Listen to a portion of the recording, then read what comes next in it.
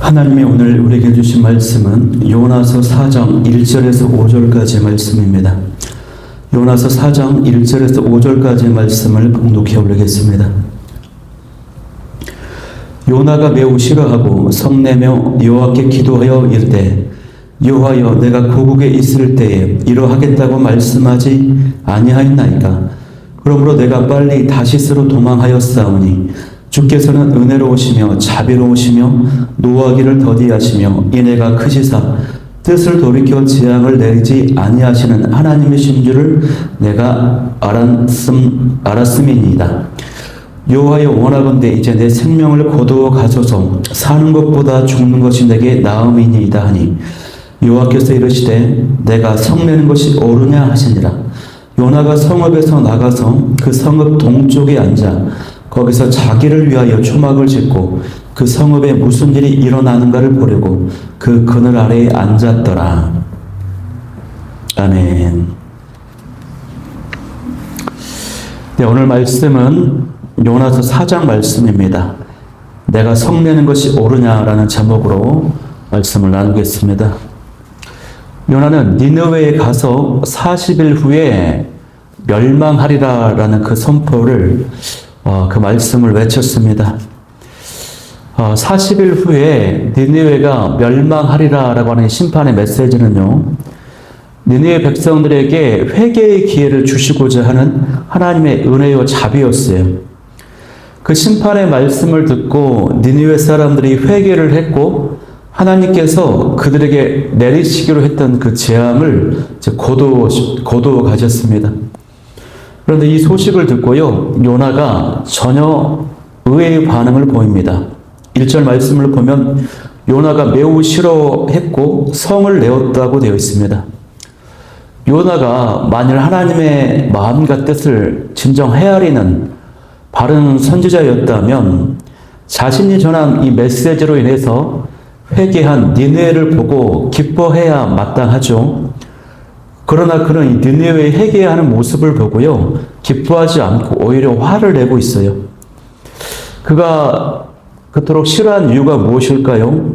지난주에 나눴던 것처럼 요나 마음속에는 그릇된 선민의식과 자기 신념이 있었기 때문이에요. 니느웨 백성이 굉장히 악하고 또 이스라엘 백성들을 괴롭혔던 민족이었기 때문에 이 요나는 아수르 제국의 수도인 이 느느웨가 멸망을 당해야만 한다고 생각을 했습니다. 이것이 자기가 생각한 어떤 정의였고 이상이었고 신념이었습니다. 그런 자신의 신념이 하나님의 뜻과 하나님의 행하심과 지금 충돌을 일으키고 있는 것입니다. 그래서 화가 나 있는 거예요. 하나님의 은혜와 자비의 하심 때문에 많은 사람들이 생명을 얻었는데, 구원을 받았는데, 그 구원받은 대상이, 그 은혜를 입은 대상이 자기가 싫어하는 대상이에요. 자기가 미워하는 나라예요. 그래서 화가 나 있는 것입니다. 그리고 이것은 비단 요나만 가지고 있는 모습이 아니라 이스라엘 전체 백성들이 가지고 있었던 그릇된 당시의 선민의식이라고 하는 것입니다. 우리는요, 보통 하나님의 은혜가 임하면 모두가 기뻐할 것이라고 생각하는데 그러지 않을 때가 있습니다. 누가 잘 되었어요. 축복을 받아요. 근데 질투가 나고 배가 아픈 것입니다. 요나는요, 더욱이 선지자이지 않습니까? 선지자이기 때문에 요나의 모습이 더 이해가 안 가는 모습입니다. 그러나요, 또 다른 측면에서 생각하면요, 요나가 선지자였기 때문에 이런 모습이 있을 수 있다는 것이에요. 왜 그렇습니까? 워낙 신념이 강한 것이에요. 워낙 열심이 강해요. 또 자기의가 강하기 때문에 이 일은 절대 이렇게 되어서는 안 된다라고 하는 그 율법적인 의식이 강하면 그렇게 될 수 있다는 것입니다. 교회에 오래 다니시는 분들, 또 교회에 열심을 내시는 분들이 얼마나 많습니까? 그런데 이런 분들이 특히 이런 신념이 강합니다. 이 일은 이렇게 되어야만 하고 저 일은 저렇게 되어야만 한다라고 하는 그런 의식이 굉장히 강할 때가 있어요. 그런데 문제는 그것이 하나님의 뜻과 하나님의 마음과 충돌을 일으킬 때가 있다는 것이요. 하나님의 뜻과 상관이 없이 자기 고집과 신념을 가지고 주장할 때가 있다는 것입니다. 은혜는 공평해야 한다고 하면서도 실제로는 저 사람만큼은 안 된다고 선을 긋는 모습이 요나의 모습입니다. 우리 안에도 이런 요나의 모습이 있다라고 하는 것을 우리가 꼭 명심해야 될 줄 믿습니다. 내가 싫어하는 사람, 용서하지 못한 사람에게 놀라운 은혜와 축복이 임할 때에도 불편해하지 않고 기뻐하면서 축복할 수 있는 그런 하나님의 마음이 저와 여러분에게 있을 수 있기를 소망합니다. 2절 말씀을 보면요, 요나가 하나님께 기도합니다. 뭐라고 합니까? 내가 고국에 있을 때에 이러하겠다고 말씀하지 아니하였나이까? 라고 묻습니다. 이렇게 될 줄 알았다는 것입니다. 이것은 회개하는 기도가 아닙니다. 하나님께 따지는 기도고 원망, 불평, 항의를 하는 기도인 것이죠. 내가 이럴 줄 알았습니다. 2절 하반절을 보면은 요나의 그 모습이 분명하게 나타납니다. 요나는요, 하나님이 어떠한 분이신지를 너무나도 정확하게 알고 있었어요. 처음부터. 그래서 회개하면 구원을 베푸시는 하나님, 은혜와 자비가 많으신 그 하나님의 성품을 잘 알고 있었습니다. 그래서 니느웨에 가서 심판의 말씀을 선포하면 이 니느웨 백성들이 회개해서 구원을 받을까봐 그것에 순종하지 않았던 것이죠. 더 정확히 말하면 하나님께서 무서운 심판을 내리시려고 나를 니느웨로 보내는 것이 아니라 회개의 은혜, 구원의 은혜를 주시려고 니느웨에 자신을 보내신다라고 하는 것을 요나가 처음부터 정확히 알았다는 것입니다. 요나는요, 선지자로서 하나님의 성품을 알았어요. 그러나 그의 마음은 하나님의 성품과 일치되지 않았다는 이것이 문제입니다. 그래서 3절 말씀에 보면은 극단적인 말까지 합니다. 뭐라고 합니까? 원하건대 이제 내 생명을 거두어 가소서라고 말해요. 사는 것보다 죽는 것이 더 낫다는 것입니다. 차라리 죽여 주십시오. 여러분, 얼마나 요나가 영적으로 심각한 상태입니까? 하나님의 뜻이 자기의 뜻과 다르고 충돌한다고 해서 모든 것을 포기해버리고자 하는 그런 모습입니다. 삶의 목적과 의미까지도 잃어버리려고 하는 모습입니다. 여러분, 일상에서도 보면요, 이 배가, 다시스로 가는 배가 큰 풍랑을 만났을 때 제비뽑기를 해서 자신이 이제 지목이 되었을 때 어떻습니까? 회개를 한 것이 아니라 사람들에게 나를 바다에 던지라고 말하죠. 회개 기도, 용서 기도하는 것이 아니라 차라리 죽겠습니다. 하나님 앞에 나를 죽이십시오. 이런 모습인 거예요. 그런데 비슷한 모습을 지금 또 보여주고 있어요. 차라리 나를 죽여주십시오. 극단적인 모습을 보여주고 있습니다. 신앙이 좋고 열심히 있는 분들이요, 자신의 뜻대로 되지 않을 때 이런 극단적인 말과 반응을 보일 때가 있습니다. 그럼 내가 그만두겠습니다. 죽어도 못합니다. 차라리 다 없던 걸로 하겠습니다. 이런 식으로 반응을 한다는 것이에요. 한 교회에서 오랫동안 찬양팀 섬기던 성도가 있었습니다. 찬양팀 리더로 섬기고 있었는데 찬양 실력도 있었고요, 헌신도 분명했습니다. 그런데 새해가 다가오자 교회가요, 예배 방향을 조금 바꾸면서 찬양의 스타일과 선곡이 일부 조정되었습니다. 그것을 요청했습니다. 그래서 담임 목사님이 다음 세대와 온 성도가 함께 부를 수 있는 그런 방향, 그런 찬양을 제안했습니다. 근데 이 찬양팀 리더가요, 그런 어떤 교회가 제시한 그 방향에 대해서 부담감을 느꼈어요. 자신의 사역이 침해당한다고 생각을 했습니다. 그래서 회의 자리에서 그는 이렇게 말하는 것입니다. 이렇게 할 거면 제가 할 이유가 없습니다. 차라리 그만두겠습니다. 그러고선 며칠 뒤에 연락도 끊어버리고 모든 사역 봉사에서 빠져나와 버렸어요. 문제가 뭡니까, 여러분? 찬양 자체가 아니라 이 찬양 리더의 마음의 태도가 문제라는 것이죠. 하나님을 위해서 열심히 헌신했던 그 사역이 어느 순간 내 생각과 내 방식대로만 되어야만 하는 그런 자리, 그런 사역이 되고 만 것입니다. 그래서 그 방식이 흔들리자 자기 뜻대로 되지 않자 사역 자체를 전체를 내려놓겠다고 하는 극단적인 반응으로 이어지는 것입니다. 또 다른 사례가 있어요. 주일학교에서 열심히 섬기던 한 교사가 있었습니다. 아이들도 좋아했고 교사로서의 책임감도 컸습니다.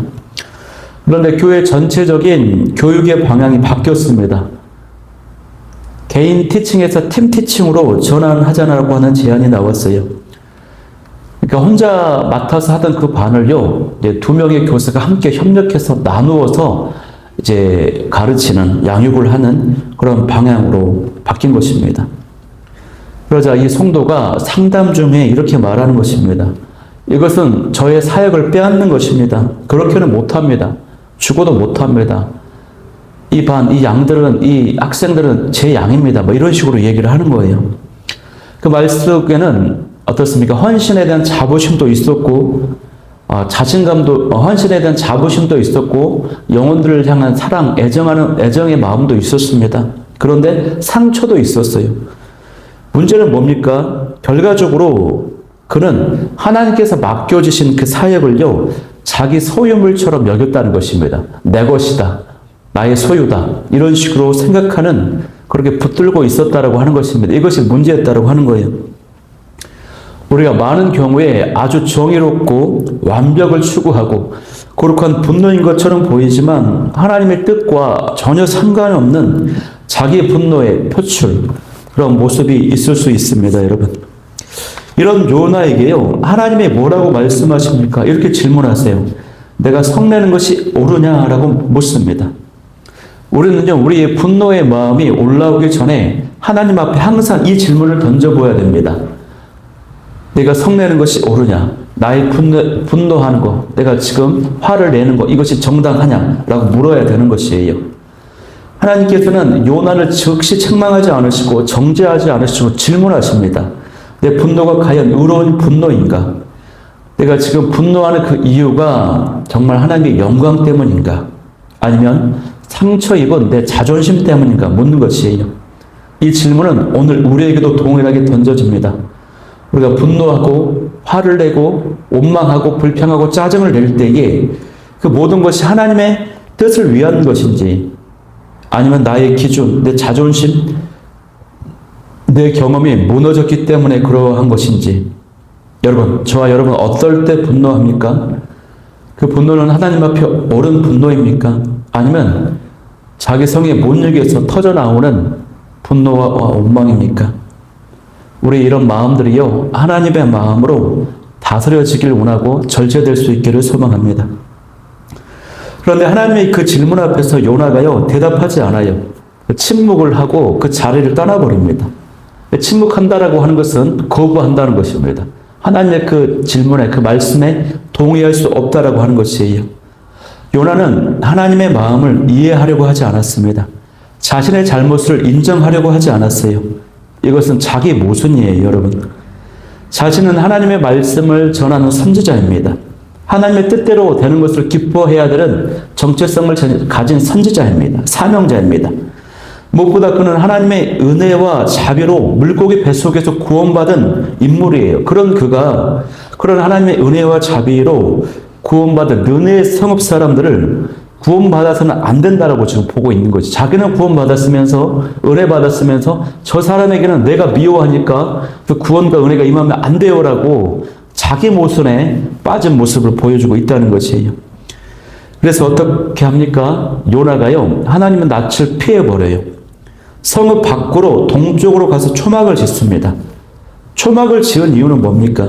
니느웨 성읍에 무슨 일이 일어나는가를 보려고 그늘 아래 앉아 있어요. 즉 뭘까요? 니느웨 성읍이 멸망당하기를 바라면서 그 니느웨 성읍을 바라보고 있는 것입니다.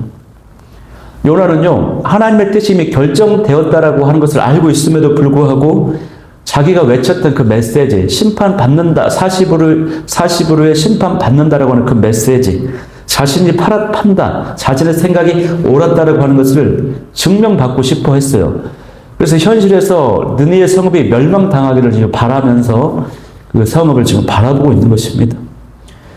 회복을 바라보는 하나님의 시선이 아니에요. 구원을 구원과 생명을 얻는 하나님의 마음이 아니라 심판받고 멸망당했으면 하는 자신의 자존심, 자신의 신념, 자신의 뜻대로 지금 되어야 된다고 생각하면서 그 성읍을, 이 세상을 지금 바라보고 있는 것입니다, 여러분.